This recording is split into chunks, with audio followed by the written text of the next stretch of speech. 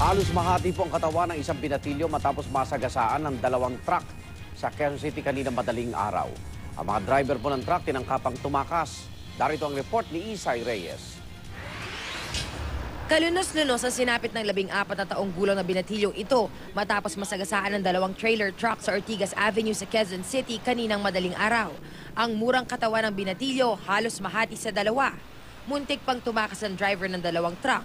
Mabuti na lang at nahabol ito ng taxi driver na si Mang Reynaldo at saka isinumbong sa pulis. Nagulat lang. Biglang tawid din ng bata. Nakita nila kasi binusinahan pa niya eh. Binusinahan pa niya? Bumusina pa siya eh. Bago niya maano yung bata, bumusina pa siya eh. Kaya nakita niya. Kwento ng isa pang saksi, nakikipaglaro ang binatilyo sa gwardiya ng kalapit na gusali nang bigla siyang tumakbo sa kanagulungan ng truck. Inaasar niya po yung gwardiya agay na ay nabol po siya.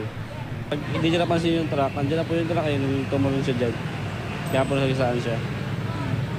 Dumiretso lang po, hindi niya nintuan. Ang mga driver naman, itinangging sila ang nakabundol sa binatilyo. May 3 pa raw kasing truck na nauna sa kanya na posibleng nakadali o nakabundol sa binatilyo. Hindi ko alam na may nasagasaan ako. Dahil kasi yung truck na yan, malaki yan. Malaki yung truck. Hindi mo mararamdaman tapos mabigat yung karga, hindi mo mararamdaman dyan kung ano. Marami nga kami, 4 kami. Yung mga nauuna, mga walang karga, magaan yung karga nila. Matutulin kami, mababagal. Sa bigat mong karga, hindi mo pwedeng full stop yun. Kaya ginitnaan ko na lang. Kaya hindi kami huminto, siyempre, naunahan ng takot eh. Tubong Bulacan ang binatilyo at nangangalaka lang dito sa Maynila. Inihahanda na ng pulisya ang kaso laban sa dalawang driver ng truck.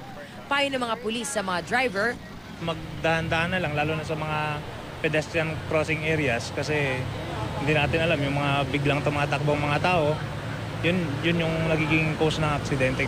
para sa unang balita, Isay Reyes reporting.